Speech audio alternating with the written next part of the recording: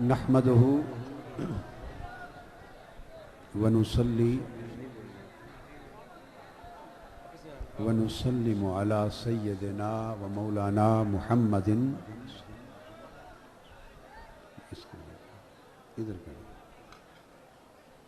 इधर करें रसूलिहिन नबिय्यिल अमीनिल मकीनिल हनीनिल करीमिर रऊफिर रहीम। अम्मा बाद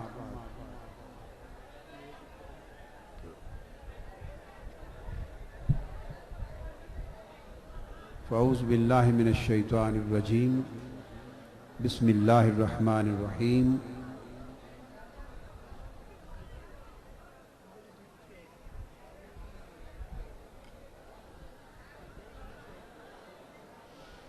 सुब्हानल्लज़ी अस्रा बिअब्दिही, इसको कस दे ऊपर कर, लैलम मिनल मस्जिदिल हराम इलल मस्जिदिल अक़सा।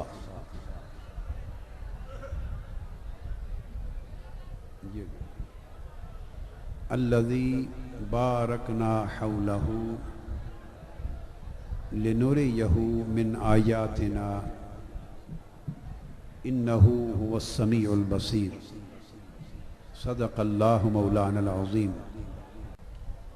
मुहतरम मशाइख़ इज़ाम, उलमाए कराम,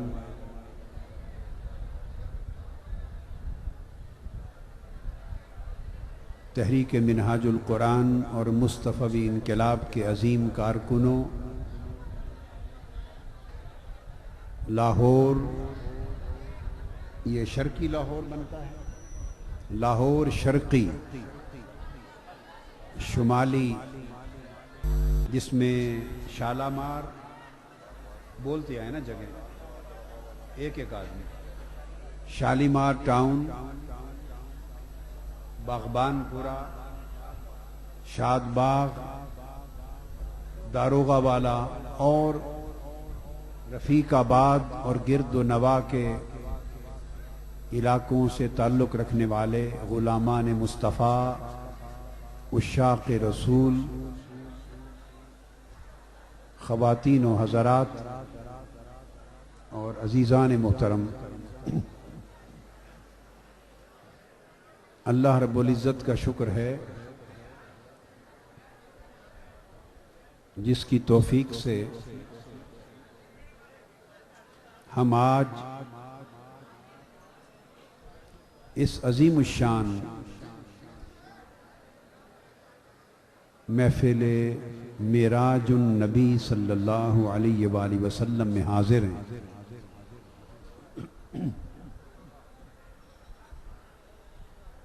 और मुबारकबाद के हकदार हैं वो हज़ारहा अफराद और ख़वातीन और वो लोग जो दूर व नज़दीक से कसीर तादाद में शिरकत के लिए आए हैं और जो इतनी दूर तक बैठे हैं कि इज्तिमा की हदों का अंदाज़ा नहीं हो रहा।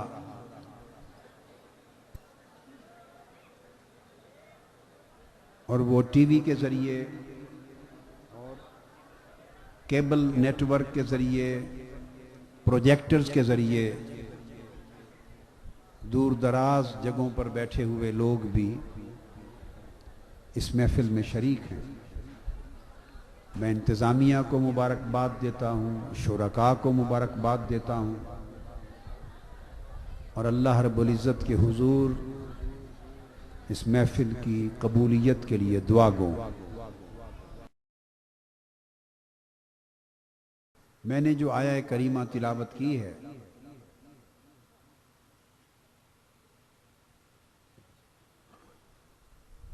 इसमें अल्लाह तबारक व तआला ने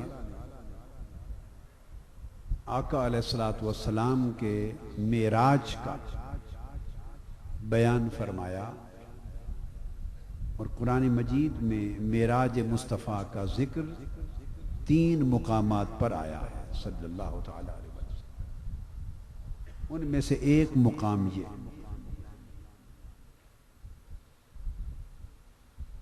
اس میں ایک عجیب اور لطیف بات یہ ہے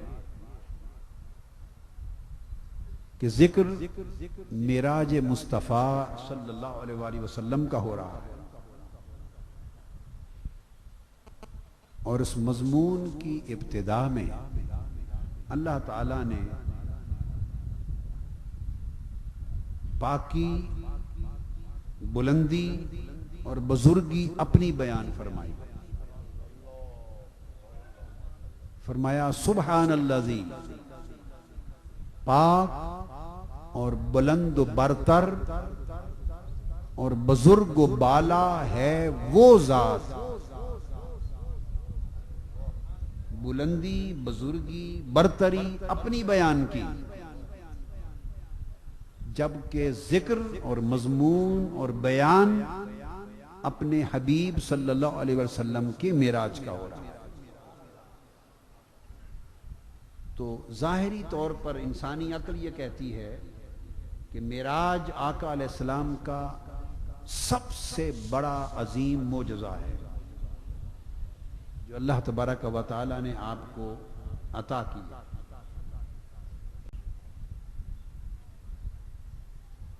بعد از قرآن، اور معراج ایک ایسا عظیم معجزہ ہے جو آقا علیہ السلام کے مقام کو، آپ کی عظمت کو، آپ کی رفعت کو، آپ کی بزرگی کو، آپ کی بلندی کو، آپ کی برتری کو ہر جہت سے نمایاں کرتا ہے، اور اس مقام پر لا کر بیان کرتا ہے جس مقام پر نہ کسی انسان کا گزر ہے، نہ کسی فرشتے اور کسی ملک اور نبی کا گزر ہے. تو چاہیے تو یہ تھا کہ حضور علیہ السلام کی ہی بزرگی، برتری اور پاکی کی بات کی جاتی کہ کتنی عظیم ہے وہ ذات جو اس رات معراج پر گئی، کتنی بلند و برتر ہے وہ اللہ کے حبیب کی ذات جسے اللہ نے یہ شرف، عظیم معراج کا شرف عطا کیا. چاہیے تو یہ تھا کہ بات یوں کی جاتی، مگر نہیں، دستور سے عام لوگوں کے معمول کے دستور سے ہٹ کر اللہ نے بات کی کہ بلند، ہر شے سے بلند، پاک اور برتر ہے وہ ذات، اللہ کی ذات جس نے حضور کو معراج کرایا. اب اس کی حکمت کیا ہے، اس سے اپنے مضمون کا آغاز کر رہا ہوں. اللہ نے حضور علیہ السلام کی بات، حضور کے ذکر سے شروع نہیں کی، حضور کی بات اپنے ذکر سے شروع کی.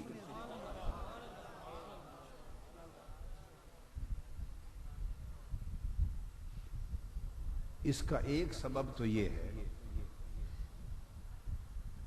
کہ ایک اور مقام پر سورہ الفتح اللہ تعالیٰ نے چاہا کہ صحابہ کرام کی عظمت کو بیان کیا جائے. والذین معه اشداء علی الکفار رحماء بینہم تراہم رکعا سجدا یبتغون فضلا من اللہ ورضوانہ. اللہ نے چاہا کہ صحابہ کرام کے تقوی کو، ان کے کردار کو، ان کے ایمان کو، ان کی حالت ایمان کو، ان کے ایمان کی بلندی کو، بزرگی کو، ان کی عظمت کو بیان کیا جائے. تو ذکر صحابہ کا کرنا چاہتا تھا،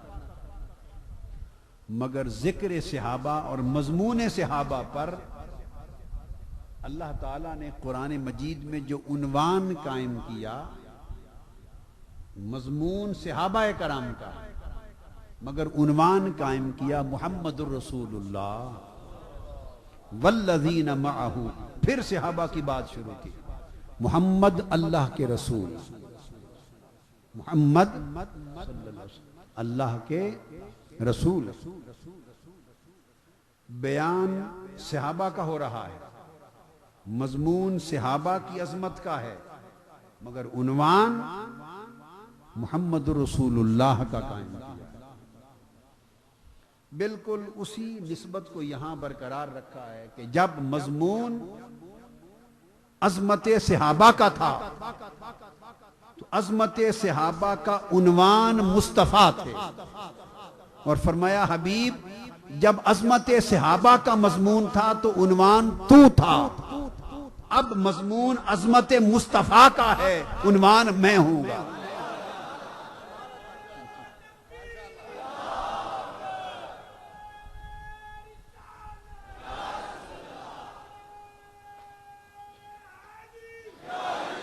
عنوان کو دیکھ کر کتاب کی پہچان ہوتی ہے۔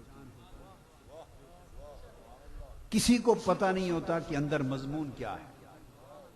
کتاب بک سٹال پہ لگی ہوتی ہے، مضمون تو اندر کے 500-600 صفحات میں لکھا ہوتا ہے، جو بھی ہے وہ تو آپ کتاب لے جائیں گے، گھر کھول کے پڑھیں گے تو تب پتہ چلے گا کہ کتاب کے اندر مضمون یہ ہے۔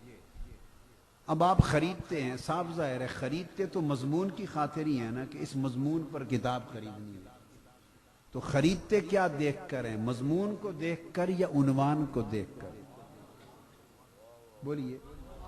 عنوان اندر کے مضمون کی عظمت کی خبر دیتا ہے، عنوان پتہ دیتا ہے کہ اندر کا مضمون کتنا بلند و بالا ہے، تو عنوان کو دیکھ کر آپ سودا خرید لیتے ہیں، عنوان کو دیکھ کر مضمون کا سودا خریدتے ہیں۔ اللہ پاک نے چاہا کہ لوگ میرے حبیب کے صحابہ کرام کی جو عظمت ہے یہ سودا لے لیں،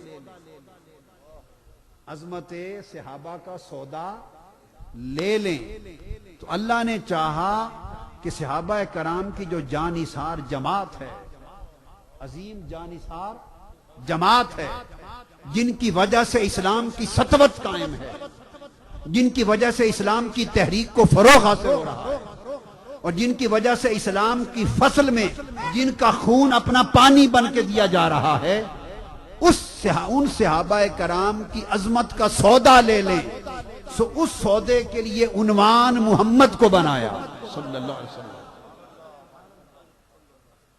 اور پھر اب لوگوں اللہ نے چاہا کہ اب لوگ میرے محبوب کی عظمت کا سودا لے لیں، عظمت مصطفیٰ کے پر ایمان لائیں، اور حضور کے معراج کے ذریعے جو اللہ نے حضور کو عظمت دی اس عظمت کی معرفت حاصل کریں۔ تو جب عظمت صحابہ کی بات آئی عنوان مصطفیٰ کو بنایا، عظمت مصطفیٰ کی بات آئی تو عنوان خدا خود بن گیا۔ اس لیے معراج مصطفیٰ کا مضمون اللہ نے سبحان الذی اسری بعبدہ سے شروع کیا کہ لوگوں دیکھو کتنا پاک بلند و برتر اور طاقتور ہوں میں۔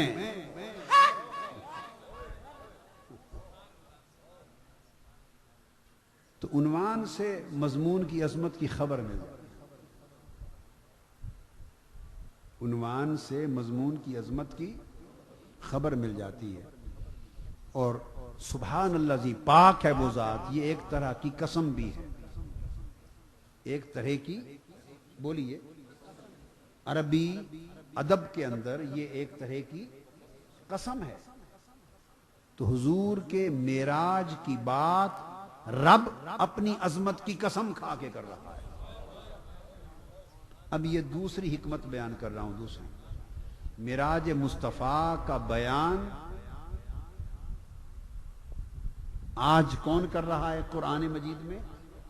اللہ کر رہا ہے، اور معراج مصطفیٰ کا بیان اللہ اپنی قسم کھا کر، اور اپنی پاکی کی قسم، اپنی بلندی کی قسم، اپنی بزرگی کی قسم، اپنی برتری کی قسم کھا کر اللہ حضور کے معراج کا بیان کر رہا ہے۔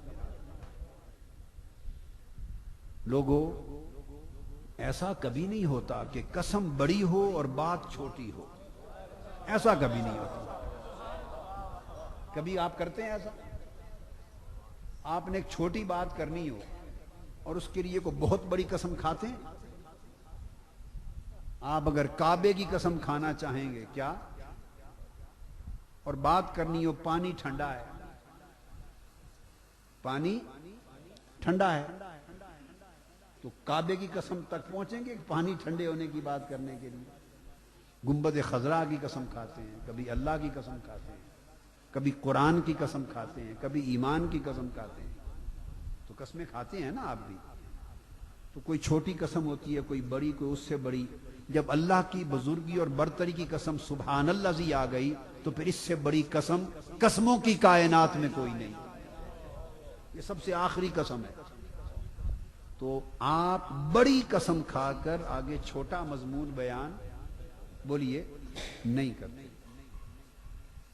آقا علیہ السلام کو معراج، جیسا کہ بعض ذہنوں میں خیال آتا ہے، بعض ذہنوں میں کہ حضور علیہ السلام نے جسمانی طور پر معراج نہیں کیا، یہ معراج روحانی تھا، خواب میں معراج ہوا۔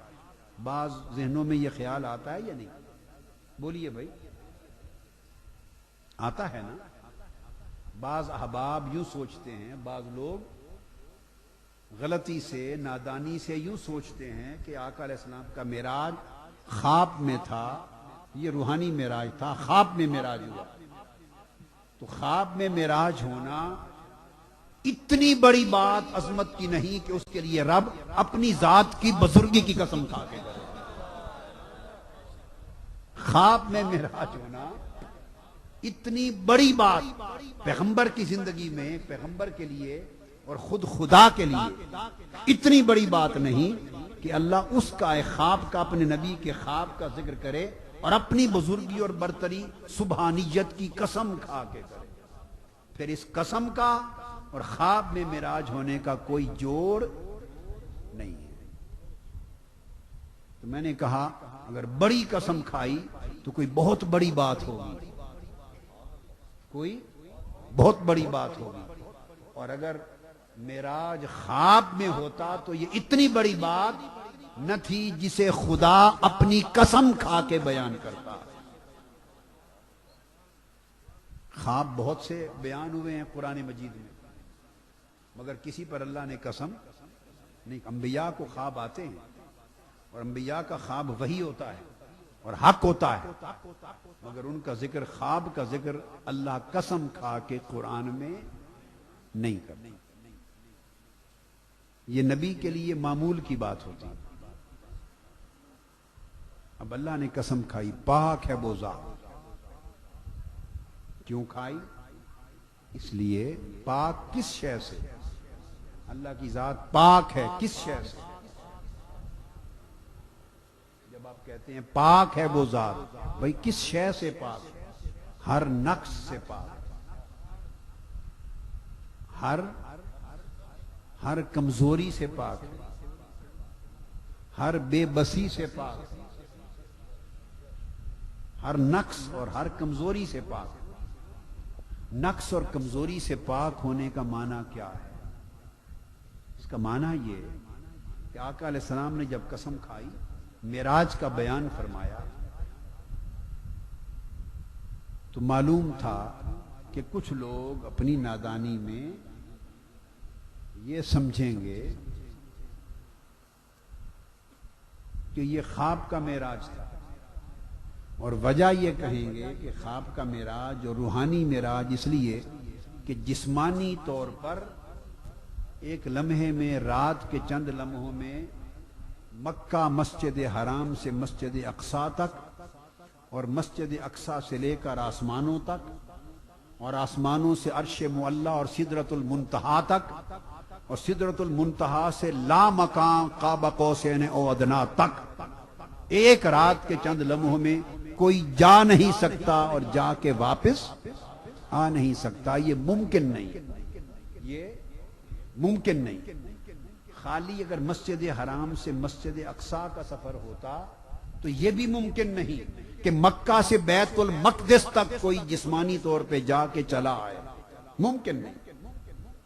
وہ اعتراض جو اس جسمانی معراج کے ناممکن ہونے پر ہوا، ابو جہل نے کیا، ابو لہب نے کیا، کفار مکہ نے کیا، قریش نے کیا، منکرین نے کیا، بلکہ انہوں نے ایک ہاتھ میں بات لے لی. تو جو انکار جسمانی معراج پر کفار مکہ نے کیا یا جسمانی معراج کے ناممکن ہونے کا جو خیال آج بعض مسلمانوں کو آتا ہے کہ یہ ناممکن ہے، اللہ پاک نے فرمایا کہ کوئی کام ناممکن کیوں ہوتا ہے؟ اس لیے ہوتا ہے ناممکن کہ آپ اسے کر نہیں سکتے، وہ آپ کی طاقت سے باہر ہوتا ہے. آپ کی طاقت سے جو کام باہر ہو وہ ناممکن ہوتا ہے. تو کسی کام کا آپ کے لیے ناممکن ہونا یہ آپ کی طاقت میں کمزوری ہے، یہ آپ کی طاقت میں نقص ہے. تو فرمایا جو کام آپ نہیں کر سکتے آپ کے لیے ناممکن ہے اس لیے کہ وہ آپ کی طاقت میں نقص ہے. اگر وہ میرے لیے بھی ناممکن ہو تو پھر میری ذات میں بھی نقص ہوا. اور فرمایا میں ہر نقص سے پاک ہوں. پانی گرم، ہر نقص سے پاک ہوں. لہذا خبردار یہ نہ کہنا، یہ نہ کہنا کہ یہ سفر معراج ناممکن ہے. ناممکن کا لفظ اس ذات کی کمزوری ظاہر کرتا ہے. اور فرمایا کمزوری ایک نقص ہے اور میں ہر نقص سے پاک ہوں.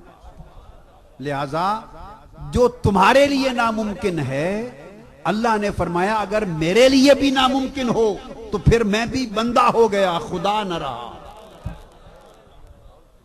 جو تمہارے لیے ناممکن ہے وہ بغیر باپ کے بچہ پیدا ہو جائے کسی کے گھر، یہ ہم سب کے لیے، بولیے، بغیر باپ کے بچہ پیدا ہو جائے ہم سب کے لیے ناممکن ہے. تو ہمارے لیے ناممکن ہے.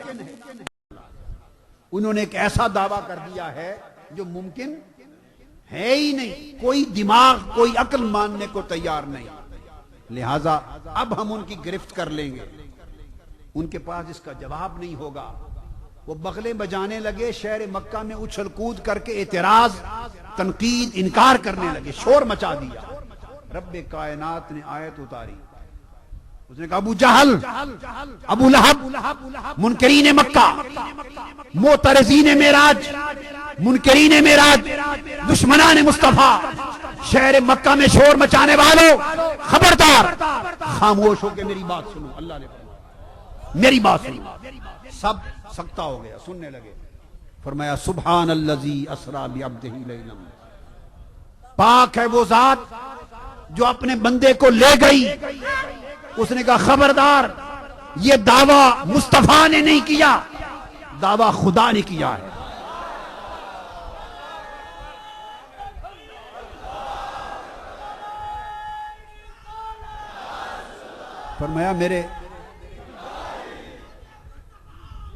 فرمایا میرے محبوب نے دعویٰ نہیں کیا کہ بلند و برتر ہوں میں جو معراج پر گیا.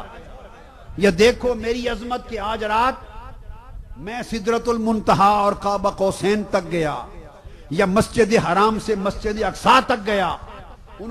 ارے میرے محبوب پر تنقید کر کے شور مچانے والوں، میرے محبوب نے تو دعویٰ کیا ہی نہیں. میرے محبوب نے تو اپنی طرف سے کوئی دعویٰ، تو میرے محبوب پہ کیوں زبانیں کھول لی ہیں؟ میرے محبوب پہ کیوں اعتراض کرتے ہو؟ چپ کرو. فرمایا مجھے تو مانتے ہو، باری تعالیٰ آپ کو تو مانتے ہو، آپ کو تو مانتے ہیں. مشرکانہ طریق پر ہی صحیح، غلط طریقے سے ہی، مگر اللہ کو تو سب مانتے تھے، صرف ان کا طریقہ مشرکانہ تھا، غلط تھا. تو فرمایا یہ دعویٰ اگر میرا مصطفیٰ کرتا کہ میں معراج پر گیا تو تم جا کے میرے مصطفیٰ سے پوچھتے، حق تھا. اب دعویٰ سنو، خبردار کوئی مصطفیٰ کے دروازے پر نہ جائے پوچھنے کے لیے. دعویٰ خود خدا نے کیا ہے، میں نے کیا ہے کہ پاک ہے وہ ذات جو لے گئی. مصطفیٰ نے نہیں کہا کہ میں گیا، میں کہہ رہا ہوں کہ میں لے گیا.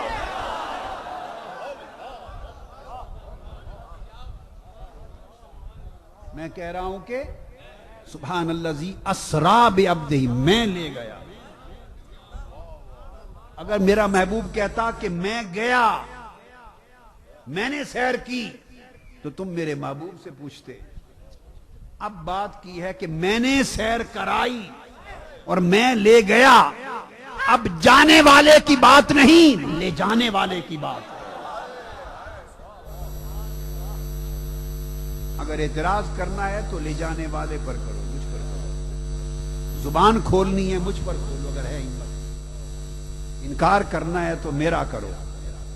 تو قربان جائیں اس رب نے سبحان اللہ جی کہہ کر رخ موڑ دیا کہ اب محبوب کی گلی میں جا ہی کوئی نہیں سکتا پوچھنے کے. وہاں بورڈ لگا دیا، بھائی ادھر جاؤ. جس نے اعلان کیا، میں نے تو اعلان ہی نہیں کیا، میں نے دعویٰ ہی نہیں کیا. بورڈ لگ گیا. دعویٰ خدا نے کیا، اس سے جا پوچھو کہ لے جا سکتا ہے یا نہیں. اس سے پوچھو، لے جانے والے سے پوچھو کہ لے جا سکتا ہے یا اس سے پوچھو اس میں طاقت ہے یا نہیں، اس کے لیے ممکن ہے یا نہیں. جا کے رب سے پوچھو. اب رب سے ٹکر کون لے؟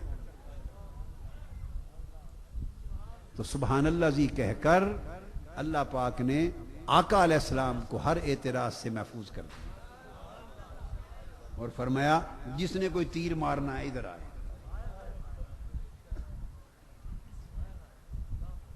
دیکھو اس کی محبت کے محبوب کو کس طرح اپنی حفاظت کے حصار میں لے لے. دشمن کی زبان کھلنے سے پہلے محبوب کو بچا لیتا ہے. فرماتا ہے اس سے کیوں بات کرتے ہو، آؤ مجھے بات کرو. میرے محبوب سے کیوں لڑائی کرتے ہو، آؤ مجھ سے لڑائی کرو. اگر کر سکتے ہو تو میں لے گیا ہوں. اب سبحان کے بعد اسرا بعبدی، لے گیا. کیا کیا لے گیا. اب آقا علیہ السلام کی یہ شان سفر ہے. اب آگے کیا بیان ہوا ہے؟ عظمت سفر. کیا تین طریقے ہوتے ہیں کسی کے ہاں جانے کے. بولیے کتنے؟ ایک ہوتا ہے کہ دعوت دے دی. کیا دعوت دے دی، بھئی آپ آ جائیں، آپ کی دعوت ہے ہمارے ہاں. تو اس کے بعد جانے والا خود پہنچ گیا دعوت پر. شادیاں ہوتی ہیں، دعوت کا کارڈ آ جاتا ہے نا، تو دعوت کا کارڈ ہر کوئی پڑھ کے پتہ نوٹ کر کے ہر کوئی پہنچ جاتا ہے. اور جس کو پھر پتہ معلوم نہیں ہوتا وہ دائیں بائیں پوچھتا بھی رہتا ہے، بیٹے آپ یہ چھوڑ دیں، بیٹے بس شاباش بیٹھ جائیں، شاباش بیٹھ جائیں. تو وہ خود اس گھر پہنچ جاتا ہے جہاں سے دعوت آئی. ایک طریقہ تو یہ ہوتا ہے کہ دعوت بھیج دی. کیا کیا؟ یہ عام طریقہ ہے پوری دنیا میں. بڑے بڑے مملکتوں کے سربراہوں کو بھی دعوت آ جاتی ہے. سربراہوں کو، حکومتیں سربراہوں کو دعوت بھیج دیتے ہیں، آ جائیں. بس ٹیلی فون کی دعوت دے دی، خط کے ذریعے تحریری دے دی، ای میل کر دی، دعوت آ گئی، پھر لوگ خود چلے جاتے ہیں. ایک طریقہ تو یہ ہے. تو میرے محبوب کی جب دعوت ہوئی شب معراج تو اس طریقے کو بھی نہیں اپنایا کہ دعوت بھیجنے کے محبوب آ جانا، نہیں، ایسا نہیں کیا. محبوب ہم انتظار کریں گے کعبہ قوسین پر، آ جانا، ایسا نہیں کیا. بولیے نہیں کیا. اس سے زیادہ عزت دینی ہو اور زیادہ محبت کا اظہار کرنا ہو اور پوری دنیا کو کسی کی عظمت دکھانا ہو تو اس سے اگلا طریقہ ہوتا ہے، اور وہ یہ طریقہ ہوتا ہے کہ دعوت دی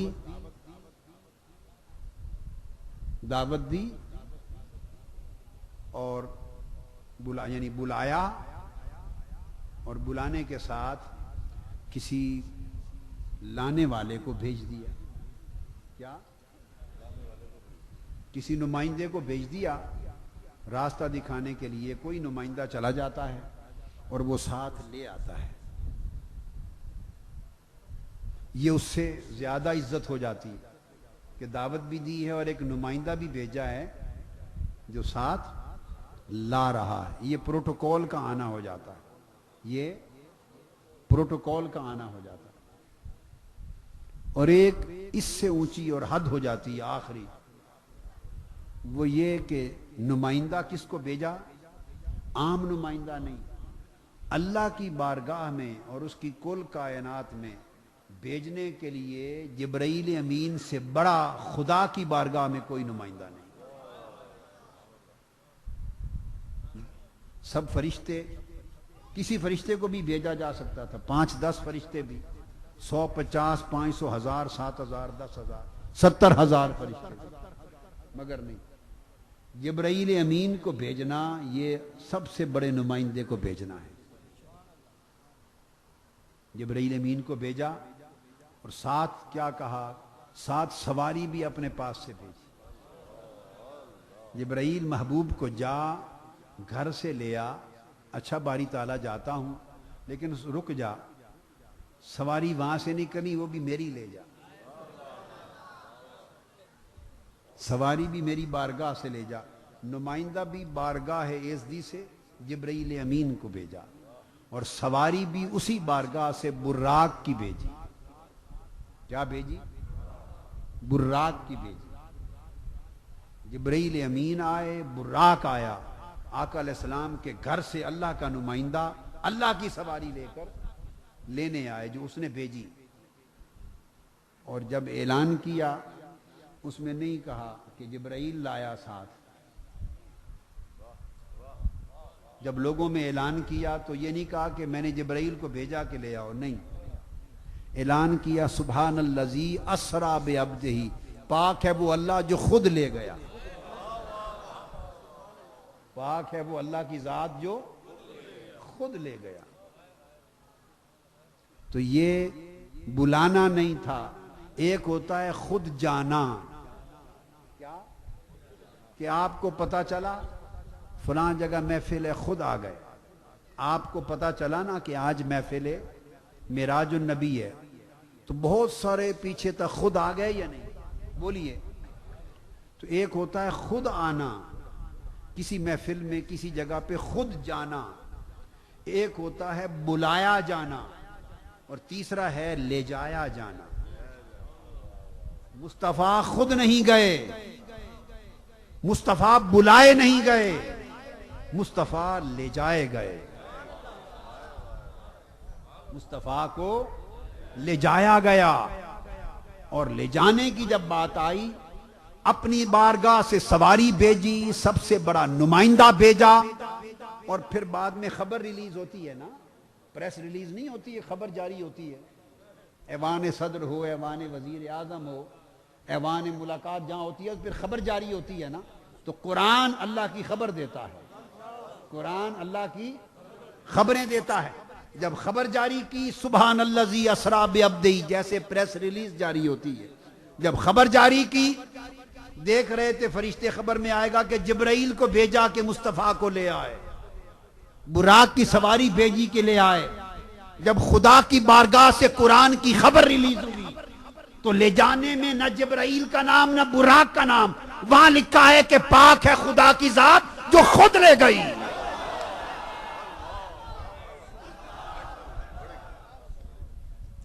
جو لے گئی.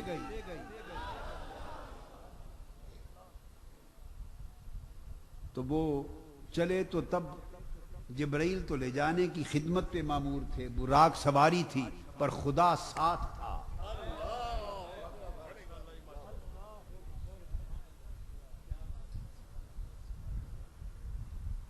کوئی اس پر اعتراض کر سکتا ہے؟ لو جی استغفر اللہ العظیم، قادری صاحب نے عجیب بات کہہ دی کہ خدا خود مکہ سے ساتھ تھا. خدا خود مکہ سے ساتھ تھا، عجیب بات کہہ دی. تو کوئی اعتراض کر سکتے ہیں بعض لوگ، ان کی تو کنپٹیاں سر پھٹنے کو آ جائیں گے، یہ کیا بات کہہ دی. تو آئیں مجھ سے آ کے پوچھ لیں، مجھ سے پوچھ لیں، میں دکھا دیتا ہوں خدا ساتھ تھا یا نہیں تھا.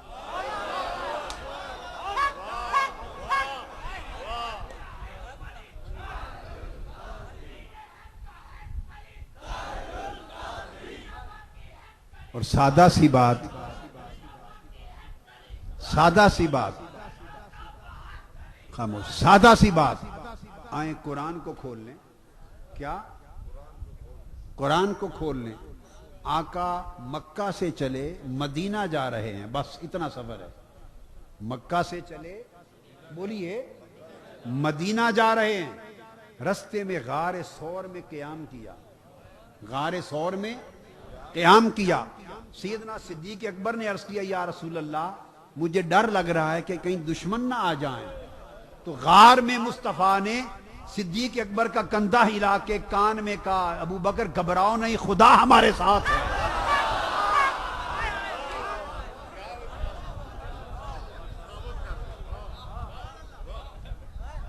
مکہ سے مدینہ جا رہے ہیں، سواری اونٹ کی ہے، ہمراہ ابو بکر ہے، سواری اونٹ کی ہے، لے جانے والا ساتھ ابو بکر ہے۔ غار ثور میں صدیق اکبر نے پوچھا آقا دل میں ڈر آ رہا ہے کہیں دشمن نہ آ جائیں۔ کندھا ہلا کے کہا ابو بکر ڈرو نہیں، ان اللہ معنا، خدا کی قسم خدا ہمارے ساتھ۔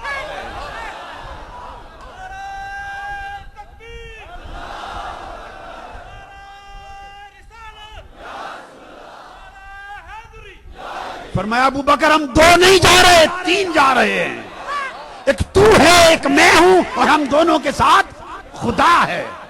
قرآن پڑھ لو، قرآن میں درج ہے، یہ قرآن کو میں نے سنایا، یہ تو قرآن کا بیان ہے۔ تو سادہ سی بات ہے، مکہ سے مدینہ جانا ہو تو خدا ساتھ رہے، اور مکہ سے سدرۃ المنتہا پر جانا ہو تو خدا ساتھ رہے۔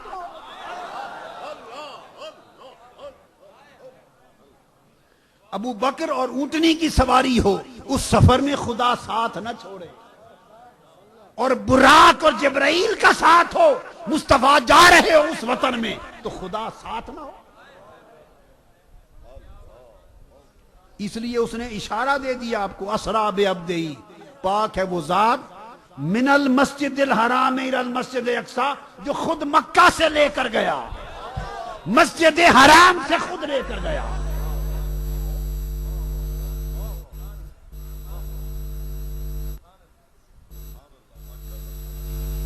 اچھا اب کوئی کہہ سکتا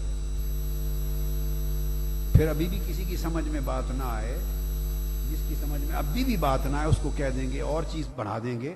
اللہ نے کہا اسی کو پکڑ کے کہیں گے نحن اقرب الیہ من حبل الورید، میں تمہاری شاہراب کے بھی قریب ہوں، تمہاری تو شاہراب کے بھی قریب تمہارے ساتھ ہے۔ ہے کوئی مسلمان جو کہے میرے ساتھ اللہ؟ تو تمہارے ساتھ تو ہر وقت ہے، مصطفیٰ کے ساتھ معراج کے سفر میں نہیں تھا؟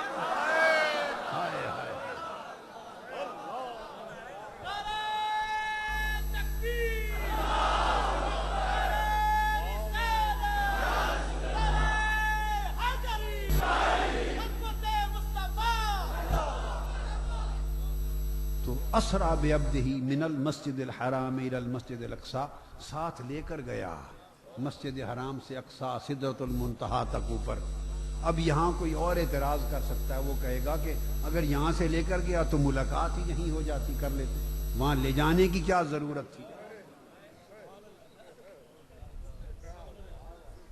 اگر لے کر ساتھ جا رہا ہے اللہ تو ملاقات یہی کر لیتے، قصہ ختم ہو جاتا، لے جانے کی کیا ضرورت تھی؟ ہاں تو یہ بھی سن لو، یہ بھی جو کچھ ذہن میں آئے آپ بتا دیا کریں، ہم صفائی کرنے کے لیے حاضر ہیں۔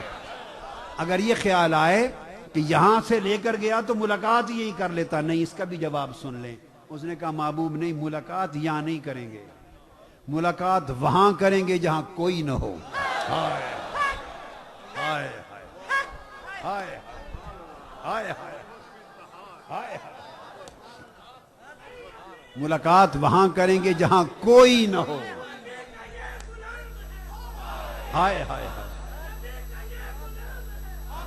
ارے یہ بات کہ ملاقات وہیں کر لیتا، کوئی وہی نادان کر سکتا ہے جسے ملاقات ہی کی خبر نہیں کہ ملاقات ہوتی کیا ہے۔ ارے ملاقات کبھی ہجوم میں ہوتی ہے؟ یہ ہجوم اہل مکہ کا، یہ ہجوم قریش مکہ کا، یہ ہجوم منکرین مصطفیٰ کا، یہ سرداران قریش کا، یہ ان کا ہجوم یہاں، یہ دنیا ملاقات کی جگہ ہے۔ ہائے ہائے،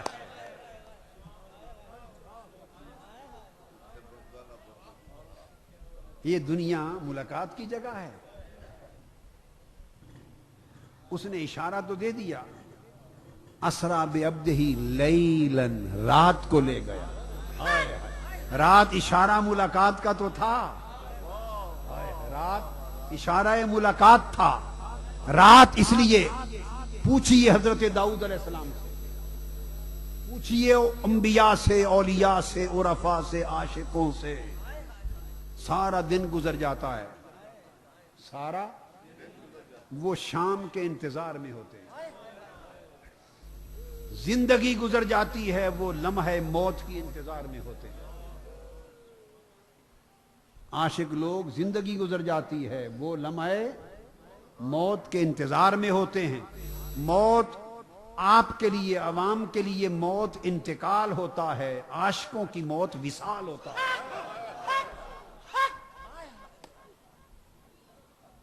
हम लोग मौत से डरते हैं, आशिक लोग मौत को चाहते, मौत की तरफ दौड़ते हैं, क्योंकि मौत लम्हे मुलाकात होता है। मौत लम्हे, रूह जब कफस उनसरी से परवाज करती है तो आशिक, आम आदमी की रूह को मलकल मौत, मौत का फरिश्ता कब्ज करने के लिए आता है और खींच के ले जाता है। आशिक की रूह को 500 फरिश्तों का, 500 फरिश्तों का जलूस लेकर मलकुल मौत आता है।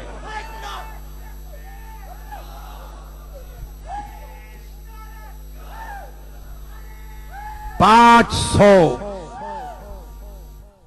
मलाइका का जुलूस लेकर आता है और हुक्म होता है कि जब रूह कब्ज करने का वक्त आए तो फिर फरिश्ते आशिक को नगमे सुनाते हैं, जन्नत के मंजर दिखाते हैं, तस्बीह करते हैं, और फिर वो फरिश्ते आकर उस आशिक के कंधों को, कोहनियों को, हाथों को, जिस्म को इस तरह ठंडे ठंडे नर्म नर्म मुलायम हाथों के साथ ऐसे मसा करने लगते हैं, जैसे माँ बच्चे को प्यार से नहीं सुलाती, इस तरह हाथ फेरती है।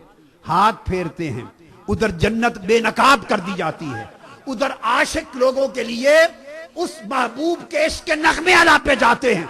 वो बंदा उस कैफियत में मस्त होता है तो उस तरह रूह को प्यार से निकाल के ले लिया जाता है, और जब ऊपर पहुंचती है रूह तो जिब्रील अमीन 70,000 फरिश्तों के साथ इस्तकबाल करते हैं। तुम क्या समझते हो कि रूह की, आशिक की मुलाकात कैसे होती है? और सीधी लेकर अर्श में पेश होती है, उस आशिक की रूह को वहां मुलाकात नसीब होती है। और फरमाया जाता है कि अब मेरी मुलाकात के, सजदा करती है आशिक की रूह, मोमिन की रूह, मोमिन कामिल की रूह। हुक्म होता है कि अब इस सजदा और मुलाकात के बाद इसको कब्र में ले जाओ। तो उसके बाद मोमिन कामिल आशिक की रूह कब्र में जाती है, पहले अपनी मुलाकात करके उस रूह को साफ और पाक करता है, बाद में मुस्तफा की मुलाकात के लिए कब्र में भेजता है।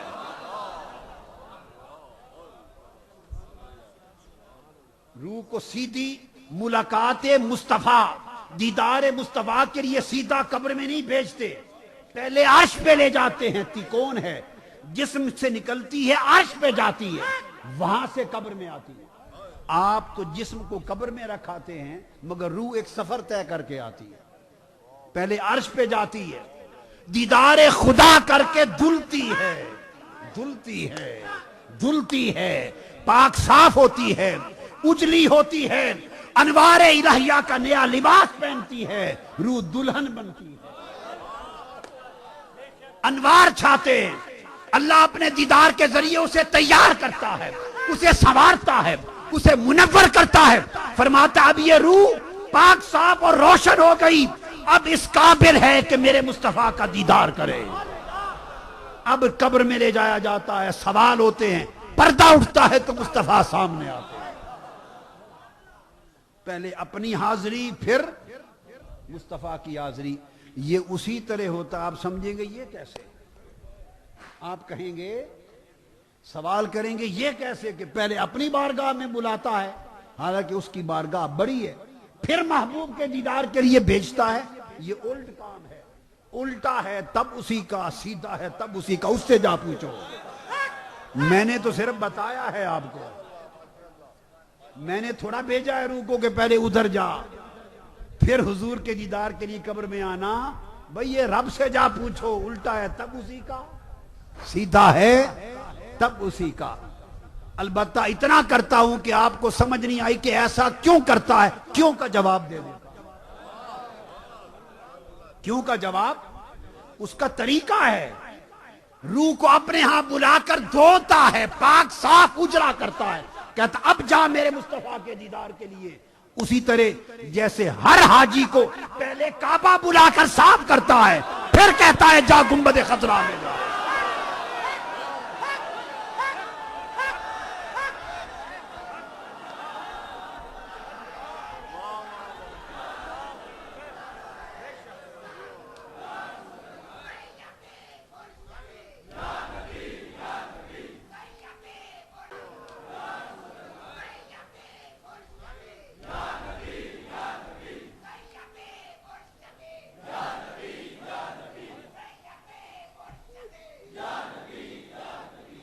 کعبہ بلاتا ہے، رلا رلا کے دھوتا ہے، پاک صاف کرتا ہے، اجلا کرتا ہے، گناہوں کے دھبے دھوتا ہے، رلاتا ہے، توبہ کرواتا ہے، کعبے سے لپٹاتا ہے، غلاف تھماتا ہے، طواف کرواتا ہے، کہتا ہے بندے اب اجلی ہو گئی تیری روح، اب جا میرے یار کی ملاقات کے لیے، اب آ میرے یار کی ملاقات کے لیے، اب تو مدینہ میں آنے کے قابل ہے۔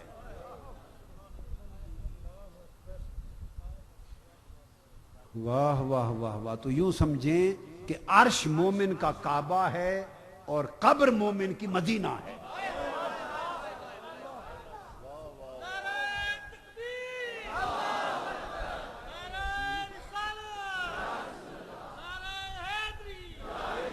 تو ملاقات کے لیے وہاں بلاتا، اس کا طریقہ سنت یہ ہے، اور سارا دن گزرتا ہے بندے کا عاشق لو، یہ تو ہے کہ عاشق موت کی شام کے انتظار میں تڑپتے ہیں کہ وہ وقت آئے، ان کو پتہ کیوں تڑپتے ہیں، ان کو پتہ ہے لمحہ ملاقات آ رہا ہے۔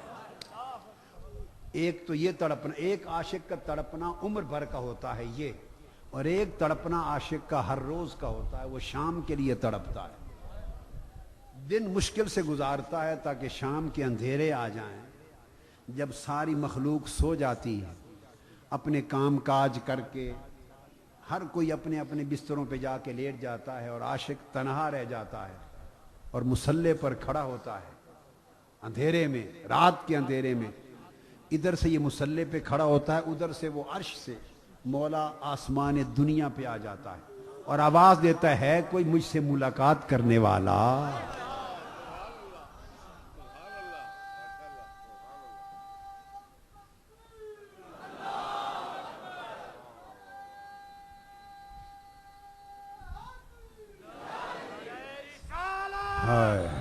ہے کوئی مجھ سے ملاقات کرنے والا، تو عاشق جب مصلے پہ کھڑا ہوتا ہے، عاشق جب مصلے پہ کھڑا ہوتا ہے، اس کا جسم فرش پہ ہوتا ہے، روح عرش پہ ہوتی ہے۔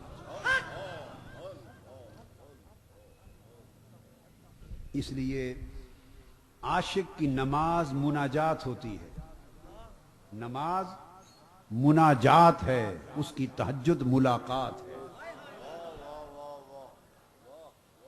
عاشق کی نماز مناجات ہے، مناجات اللہ کی حمد و ثنا مناجات ہے، اور تہجد اس کی ملاقات ہے۔ تو ملاقات کا وقت رات کا ہوتا ہے۔ اس نے فرما دیا سبحان الذی اسریٰ بعبدہ لیلا، پاک ہے وہ ذات جو لے گئی اپنے بندے کو، خود لے گئی رات کو۔ تو رات کو سیر و تفریح رات کو ہوتی ہے، دن کو ہوتی ہے۔ اوپر فرمایا لنوریہ، دکھانے کے لیے اپنی آیات، تو اگر دنیا دکھانی ہو کیا تو دن موزوں تر ہے، اپنا آپ دکھانا ہو تو رات موزوں تر ہے۔ تو ملاقات کے لیے لے گئی، کیا ملاقات کے لیے لے گئی۔ آپ سمجھ گئے بات کو؟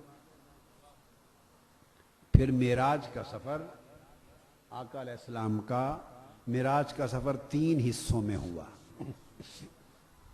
اس سفر کے کتنے حصے ہیں بولیے؟ ایک مسجد حرام سے مسجد اقصی تک، بولیے مسجد، یعنی مکہ سے بیت المقدس تک ایک حصہ سفر کا۔ دوسرا حصہ سفر معراج کا مسجد اقصی سے سدرۃ المنتہا تک، مسجد اقصی سے سدرۃ المنتہا تک، دو حصے. پھر تیسرا حصہ سدرۃ المنتہا سے شروع ہو کر قاب قوسین او ادنا تک. تین حصے آقا کے معراج کے سفر کے. کتنے حصے ہیں؟ تین حصے. اور اس کی وجہ کیا ہے؟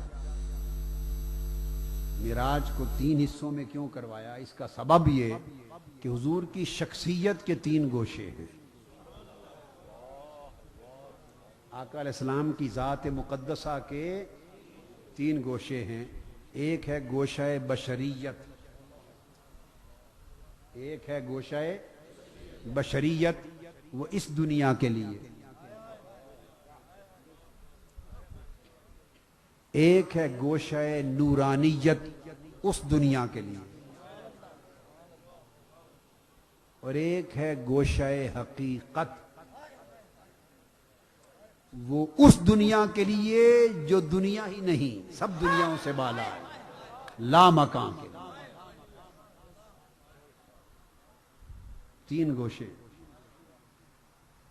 اللہ نے چاہا کہ محبوب آپ کا معراج ایسا ہو کہ آپ کی ہستی اور آپ کی ذات کے ہر گوشے کو جدا جدا معراج ہو جائے. تو جب مسجد حرام سے مسجد اقصی پہنچے اور تمام انبیاء، دنیا انسانیت، دنیا بشریت کے تمام امام و پیشوا اور مقتدا انبیاء علیہ السلام صف در صف آقا کے پیچھے مقتدی بن کے نماز میں کھڑے ہو گئے اور حضور مقتدا انبیاء اور رسول ہو گئے، تو مصطفیٰ کی بشریت کا معراج ہو گیا.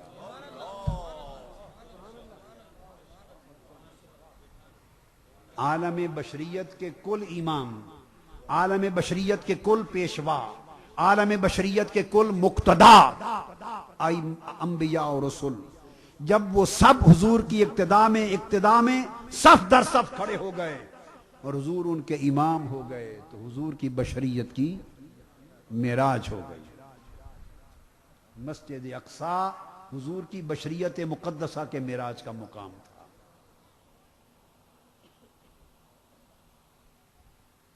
جب بشریت مقدسہ کا معراج ہو رہا ہے، سارے انبیاء کو یہاں جمع کیا، سارے انبیاء کو یہاں جمع کیا.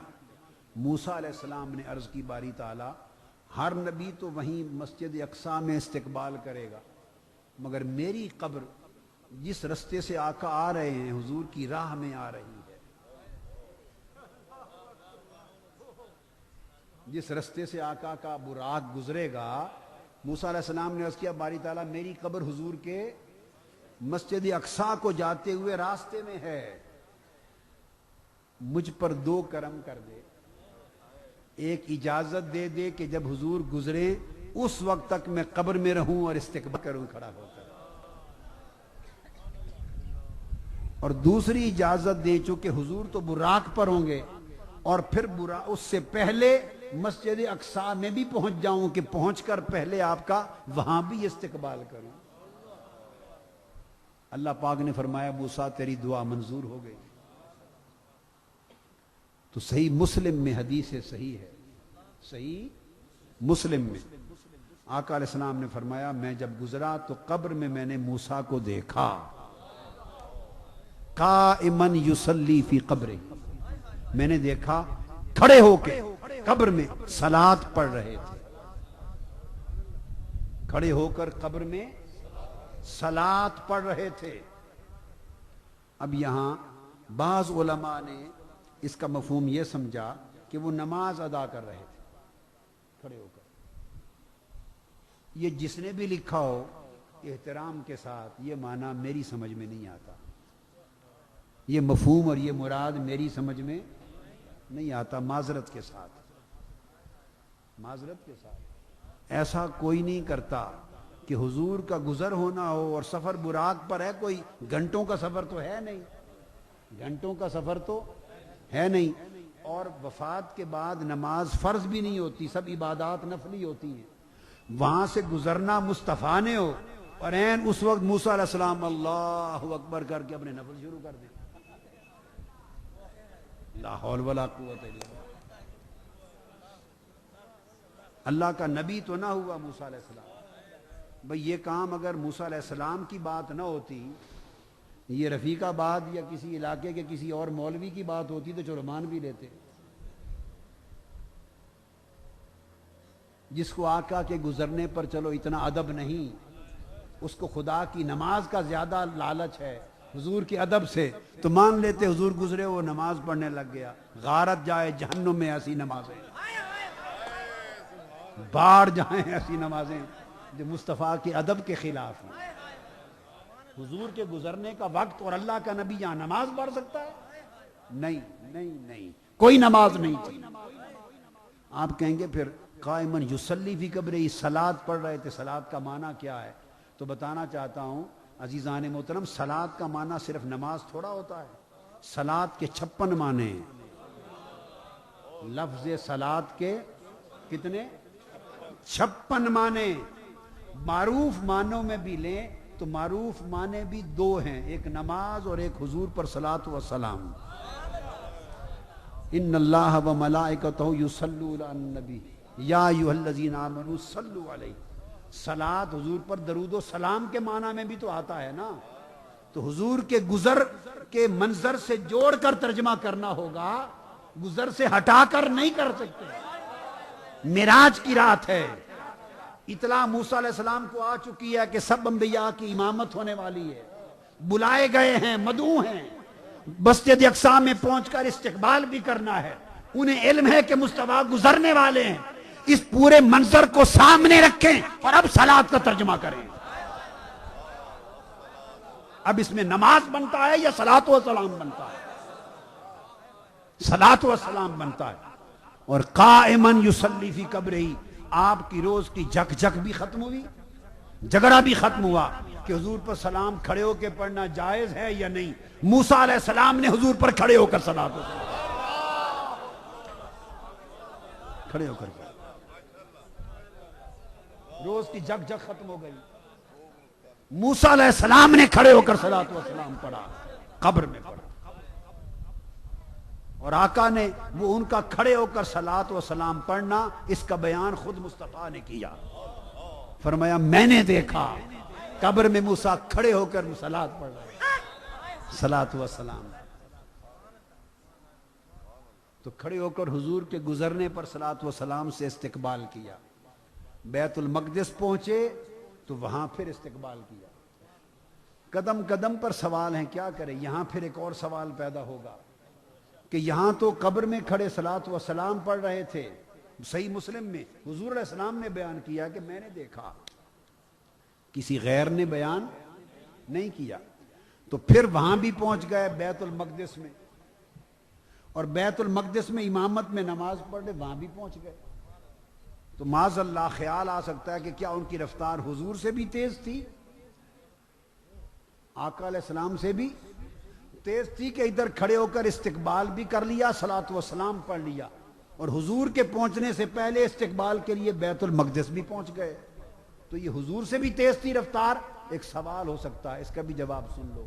نہیں، حضور سے تیز نہیں تھی. حضور معراج کا سفر اپنی رفتار سے کب کر رہے تھے؟ وہ تو براق کی رفتار تھی جس پر سوار تھی.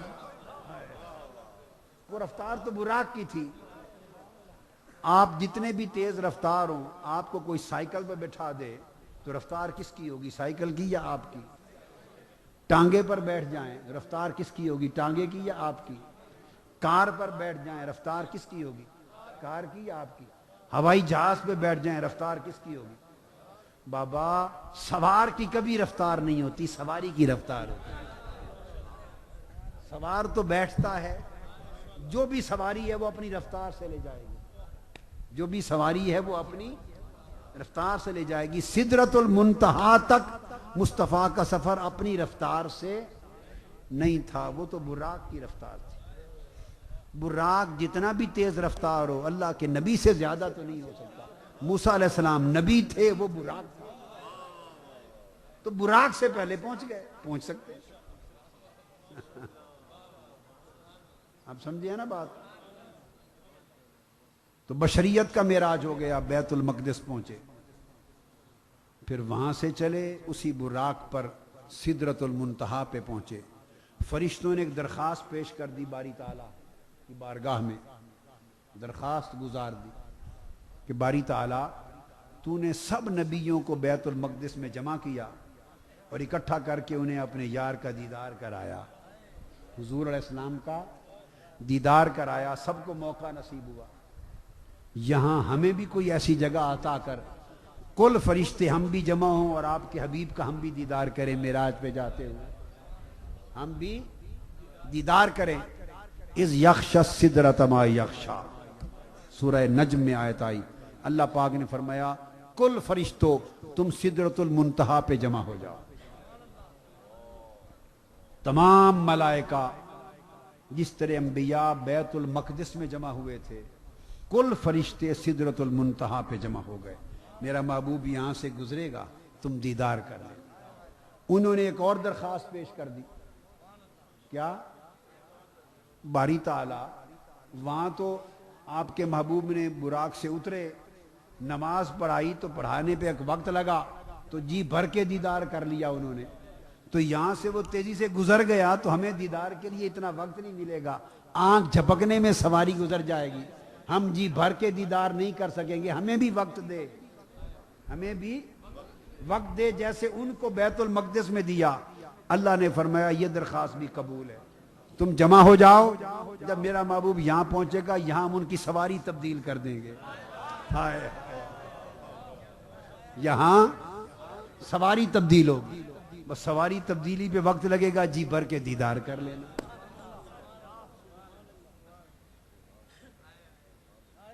جب سدرۃ المنتہا بیت المقدس پہنچے، کل انبیاء حضور کے دیدار اور اقتداء میں جمع ہو گئے، بشریت مصطفیٰ معراج کو پہنچی، سدرۃ المنتہا پہ پہنچے، کل عالم نور، عالم نور تمام ملائکہ جمع ہو گئے، حضور کا دیدار کرنے لگے، حضور کی نورانیت کو معراج ہو گیا۔ جب سدرۃ المنتہا سے نکلے تو دیکھا جبرائیل پیچھے رہ گئے، میں جبرائیل آگے چل، ساتھ لینے آیا ہے، عرض کہ یا رسول اللہ لو دنوت ان ملتن لہترکت، اگر ایک چیونٹی کے برابر بھی اس جگہ سے آگے بڑھوں تو اللہ کی انوار و تجلیات کا پرتو آگے اتنا ہے کہ میں بھی بڑھوں تو جل جاؤں گا۔ اب اس سے اوپر جو انوار الہیہ ہیں اور تجلیات الہیہ ہیں وہ جبرائیل ہو کے بھی میں برداشت نہیں کر سکتا، تو اجازت مانگ لی حضور میرا الوداعی سلام قبول ہے، دیدار ہو رہا ہے، اللہ نے فرمایا تھا سواری بدل دیں گے، جی بھر کے تک لینا، براق کو حکم ہوا اب تو اس سے آگے جبرائیل نہیں جا سکتا، براق تو کیسے جا سکتا؟ جبرائیل کا نور تو براق سے بھی زیادہ طاقتور ہے، سواری بھی رہ گئی، ہمراہ لے جانے والا نمائندہ بھی رہ گیا، براق بھی رہ گیا، یہاں نورانیت مصطفیٰ کی معراج ہو گئی۔ جب سدرۃ المنتہا سے آگے گئے عالم مکان ختم ہو گیا، عالم مکان ختم ہو گیا، اب اس کے بعد عالم لا مکان ہے، اور لا مکان کا مطلب یہ ہے جہاں کوئی مکان، نہ کوئی مکان ہے نہ کوئی مکین، بس ایک ہی مکین کی جگہ ہے، عالم مکان سدرۃ المنتہا پہ ختم ہو گیا، تاجدار کائنات عالم لا مکان میں داخل ہوئے، اللہ پاک نے نئی سواری بھیج دی، کیا؟ عالم لا مکان کے سفر کے لیے سبز رنگ کا انوار الہیہ کا تخت آ گیا، انوار و تجلیات کا بنا ہوا تخت، سبز رنگ کا نور کا تخت، اور نور بھی تجلیات الہیہ کا اترا، براق کی سواری سے آقا اترے، اس تخت پہ سوار ہوئے جو نور کا تخت تھا اور عالم لا مکان کے لیے اوپر سے آیا تھا، سبز رنگ کا، اس پر سوار ہوئے، اس تخت کا نام تھا رف رف۔ براق کا سفر ختم ہوا، عالم لا مکان میں حضور رف رف پہ سوار ہو گئے، اور انوار کا وہ تخت، انوار کا تخت اس تخت نشی کو، شہنشاہ کو، اس حبیب خدا کو لے کے عالم لا مقام میں چلنے لگا، عالم لا مقام میں چلنے لگا، اور مقام قاب قوسین سے پہلے تک جا پہنچا۔ سدرۃ المنتہا سے پہلے مسجد اقصی میں عالم ناسوت کا سفر ختم ہو گیا تھا، آسمانی کائنات میں عالم ملکوت کا سفر ختم ہو گیا، سدرۃ المنتہا سے گزرے تو عالم جبروت میں داخل ہوئے، عرش معلی سدرۃ المنتہا پر عالم جبروت کا سفر ختم ہوا، رف رف انوار و تجلیات کے بحر میں لے کے مصطفیٰ کو گیا، عالم لاہوت کا سفر شروع ہوا۔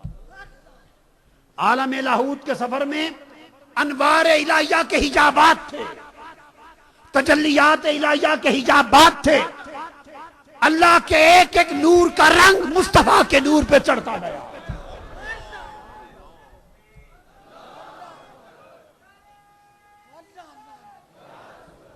وہ مقام آیا کہ عالم لاہوت کا سفر ختم ہوا، رف رف بھی رک گیا، اب عالم ہاہوت ہے، صرف وہ ہے اور کچھ نہیں، صرف وہ ہے۔ رف رف نے بھی سلام الوداع عرض کر دیا، جب رف رف رک گیا تو ارشاد ہوا محبوب رک جا، اب ایک اور سواری آ رہی ہے۔ اس عالم ہاہوت میں جب کچھ نہ تھا انوار و تجلیات الہیہ کے سوا، تو آقا نے فرمایا ایک بقع نور آیا، ایک نور کا حالہ، اس نے مجھے اپنے اندر لے لیا اور نور کے حالے میں مجھے اوپر لے جایا گیا۔ وہ نور کیا تھا اور اس نور کا حالہ کیا تھا جس نے مصطفیٰ کو اپنی گود میں لے کر کا سفر کرایا، یہ یا سفر کرانے والا جانے یا جانے والا جانے۔ بقع نور میں حضور کو لے جایا گیا۔ جب ہاہوت کے سفر پہ ختم ہوا جب یہ مرحلہ، اور ایک مقام آ گیا جہاں ملاقات کا وقت مقرر، ملاقات کی جگہ مقرر تھی، اس مقام پر آواز آئی محبوب اب اس بقع نور سے بھی آ جا۔ اس مقام پر اب نہ کوئی براق تھا، نہ جبرائیل، نہ کوئی فرشتہ تھا، نہ مکان و لا مکان کی کوئی حقیقت تھی، نہ رف رف تھا، نہ بقع نور تھا، اب اس مقام پر تنہا مصطفیٰ تھا، تنہا مصطفیٰ تھا۔ آگے بڑھنے لگے تو آواز آئی، امام شارانی الیواقیت والجواہر میں فرماتے ہیں آواز آئی قف یا محمد، میرے محبوب صلی اللہ علیہ وسلم اب تو آگے نہ بڑھ، رک جا، میرے حبیب اب آپ آگے نہ بڑھیں، رک جا۔ کیوں؟ محبوب مسجد حرام وادی مکہ سے لے کر یہاں تک تو ہماری طرف چل کے آیا ہے، اب تو رک جا، آگے میں چل کے تیری طرف آتا ہوں۔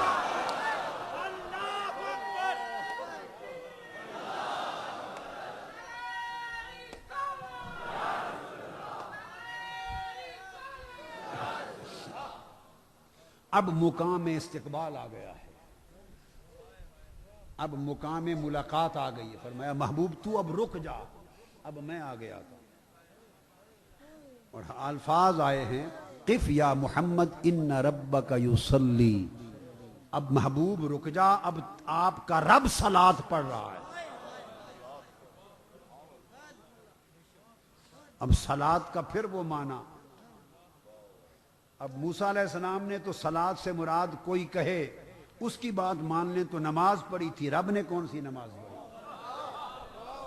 اب رک جا، اب آپ کا رب صلاۃ پڑھ رہا ہے۔ ہائے بھائی، جو صلاۃ موسیٰ علیہ السلام نے پڑھی تھی حضور پہ صلاۃ و سلام کے استقبال کی، وہی صلاۃ اللہ نے اپنی شان کے لائق اس مقام پہ حضور کے لیے، آپ کا رب آپ کا استقبال کرنے کو قریب آ رہا ہے، اور استقبال درود و سلام کے ساتھ، گجروں کے ساتھ کر رہا ہے، درود و سلام کے گجروں سے، نغموں سے استقبال ہو رہا ہے۔ اور تیرا رب یصلی کا معنی قریب ہونا بھی ہوتا ہے، صلاۃ کا ایک معنی قریب ہونا بھی ہوتا ہے۔ قف یا محمد ان ربک یصلی، رک جا میرے حبیب، اب آپ کا رب آگے بڑھ کے قریب ہوتا ہے، اب آپ کا رب آگے بڑھ کے قریب ہوتا ہے۔ اگر کسی کو تسلی نہ ہو اس معنی مفہوم کی تو اس پر قرآن بول رہا ہے۔ جب اس مقام پر پہنچے تو قرآن نے تصدیق کر دی، فرمایا ثم دنا، اس مقام پہ پہنچے تو فرمایا ثم دنا، پھر وہ قریب ہوا، پھر وہ قریب ہوا، پھر وہ قریب ہوا۔ اب یہاں لوگوں کو مغالتے ہیں، وہ کہتے ہیں کہ ثم دنا، وہ قریب ہوا، یہ لفظ تو نہیں آیا نا کہ کون قریب ہوا، یہ تو نہیں بیان ہوا کہ کون قریب ہوا، پتہ نہیں حضور قریب ہوئے، پتہ نہیں کسی نے کہا جبرائیل امین قریب ہوئے حضور کے، ثم دنا وہ قریب ہوا، وہ سے مراد وہ کون ہے؟ آئیے فیصلہ کسی کے کہے پہ نہیں کرتے، آقا سے پوچھتے ہیں، خود آقا بتائیں کون قریب ہوا۔ صحیح بخاری میں حدیث ہے، کیا؟ صحیح بخاری میں حدیث ہے صحیح، اس آیت کی تفسیر خود حضور نے کی، اور آقا علیہ السلام کی تفسیر آپ کے الفاظ میں آپ نے فرمایا ثم دنا دنا الجبار رب العزت فتدلا، حضور نے خود فرمایا صحیح بخاری میں، دنا الجبار رب العزت فتدلا فکان قاب قوسین او ادنی، ثم دنا پھر وہ قریب ہوا۔ حضور فرماتے ہیں، پوچھا یا رسول اللہ کون تھا قریب ہونے والا؟ فرمایا رب ذوالجلال، جبار رب العزت خود قریب۔ اور بیان آقا کی حدیث بخاری شریف، سمجھ آ گئی؟ ثم دنا، اب تصدیق ہو گئی محبوب، اب تو رک جا، وہاں سے یہاں تک تو چل کے آیا ہے، اب رک جا، آگے میں چل کے آتا ہوں، تیرے قریب ہوتا ہوں۔ تو دنا الجبار رب العزت، حدیث پاک کے مطابق پھر اللہ حضور کے قریب ہوا، فتد اللہ، پھر اور قریب ہوا، قریب ہوا تو قریب ہو گیا، قریب ہوا تو قریب ہو گیا، باقی کیا رہ جاتا ہے؟ یہاں تک تو بات سمجھ میں آئی کہ قریب ہوا، یہاں تک تو بات سمجھ میں آئی، پھر جب اس نے فرما دیا فتد اللہ، پھر وہ اور قریب ہوا۔ وہ قربت کیا تھی؟ جو قربت پہ قربت ہو گئی، وہ قربت کیا تھی؟ جو قربت پر ہو گئی، جس نے پہلی قربت کو بود بنا دیا، اور پہلی قربت کے اندر جو فاصلے تھے وہ بھی مٹا دیے۔ تو ہے یہ بات کہ وہ پہلی قربت تھی، دوسری قربت وصال تھی۔ ہائے دنا کی قربت، دنا میں قربت تھی، اور قربت میں فاصلہ ہوتا ہے۔ ہائے ہائے ہائے، جب آپ کہتے ہیں نا میرے وہ قریب ہے، تو لفظ قریب کے اندر ایک فاصلہ ہوتا ہے، خواہ 1 فٹ بنا لیں، خواہ 6 انچ بنا لیں، خواہ 3 انچ بنا لیں، بابا 1 انچ بنا لیں، 5 فٹ بنا لیں، جب کہتے ہیں کہ میں فلاں کے قریب ہوں تو قریب میں ایک فاصلہ ہوتا ہے۔ ایک قربت وہ ہوتی ہے جس میں فاصلہ ہوتا ہے، تو ثم دنا، یہ تو وہ قربت عام قربت تھی، قربت ہوئی، فتدلا، پھر وہ اور قریب ہوا۔ یہ دوسری قربت وہ تھی جس نے قربت سے فاصلہ بھی مٹا دیا۔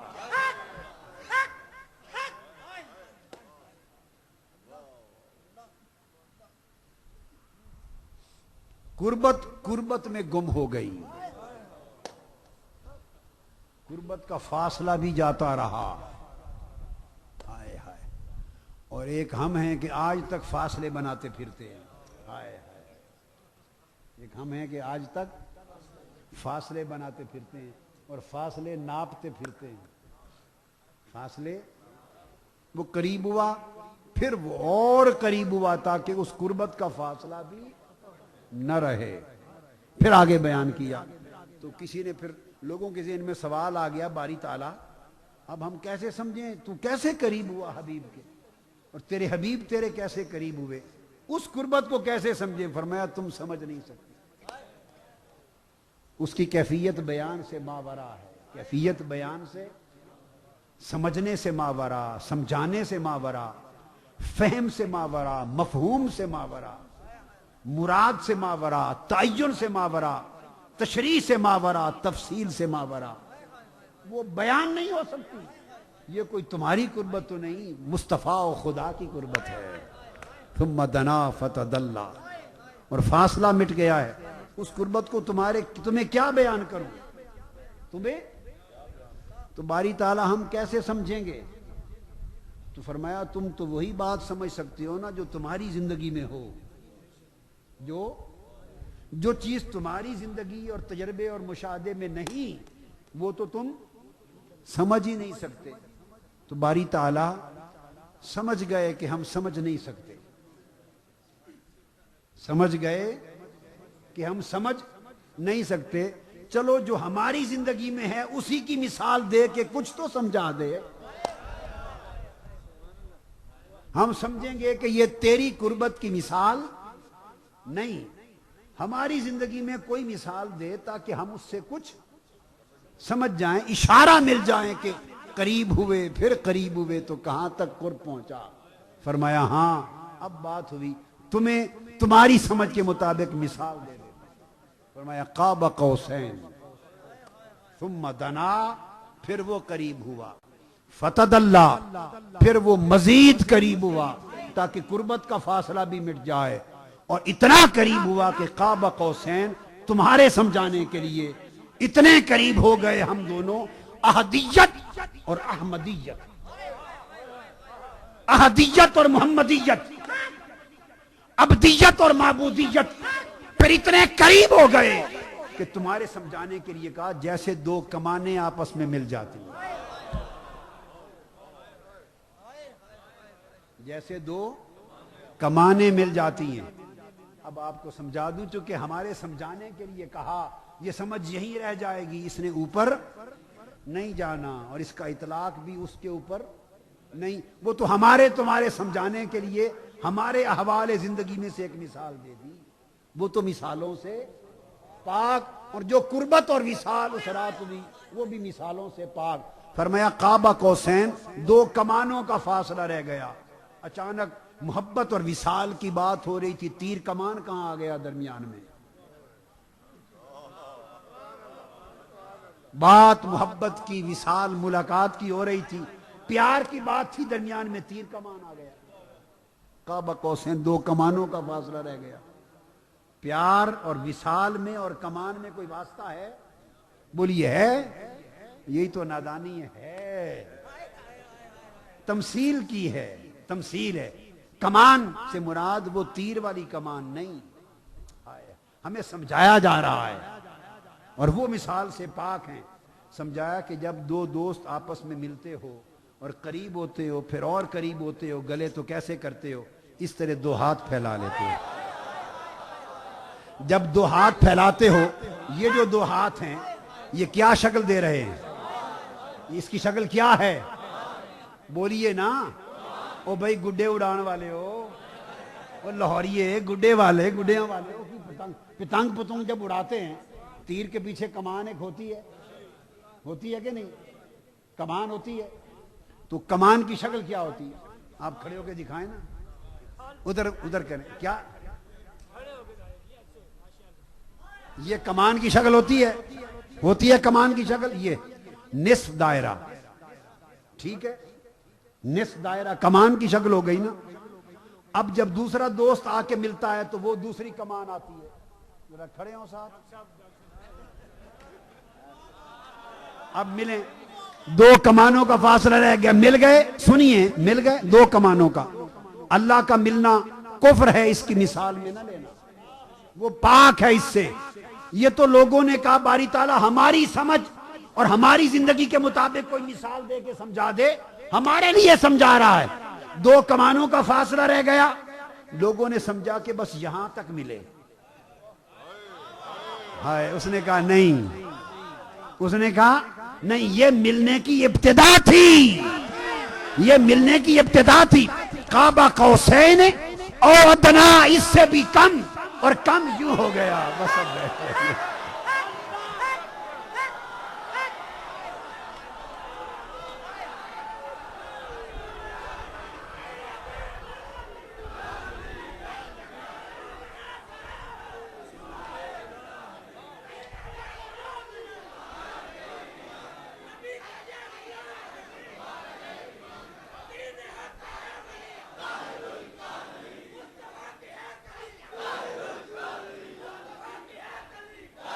اور میں آپ کو یہ بتا دوں، ہاشا وکلا، اللہ اور اس کے حبیب کا ملنا ایسا نہ تھا.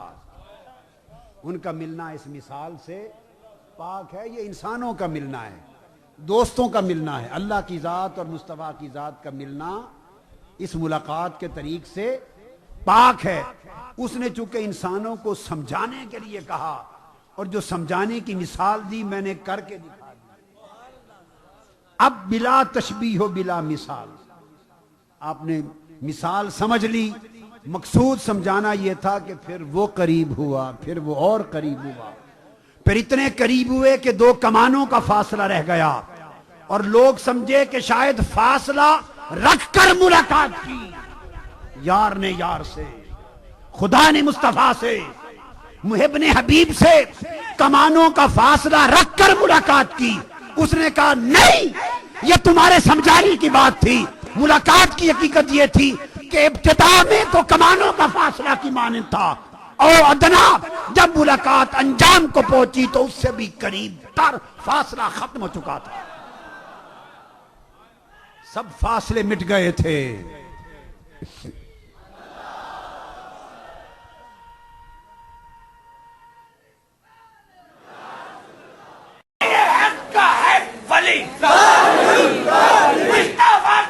سب فاصلے مٹا دیے، سب فرق مٹا دیے، سب فاصلے مٹا دیے.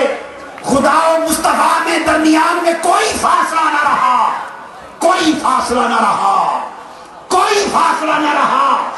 کعبہ کو حسین تک بات ہوتی تو فاصلہ مانتے، جب ادنا آ گیا تو سارے فاصلے مٹ گئے. بس ایک رہ گیا، وہ یہ کہ یہ عبد تھا، وہ معبود تھا، وہ خالق تھا، یہ مخلوق تھا، یہ بندہ تھا، عبد تھا، وہ اس کا مالک تھا. اس لیے اس نے کہا کہ فرق ابدیت کے سوا باقی سارے فرق مٹا دیے ہیں. پھر اس کے بعد کیا ہوا وہ جانے. وہ آئے بزم میں، اتنا تو ہم نے دیکھا میل. وہ آئے بزم میں، اتنا تو ہم نے دیکھا نیل. پھر اس کے بعد چراغوں میں روشنی نہ جمع علینا الا البلاء.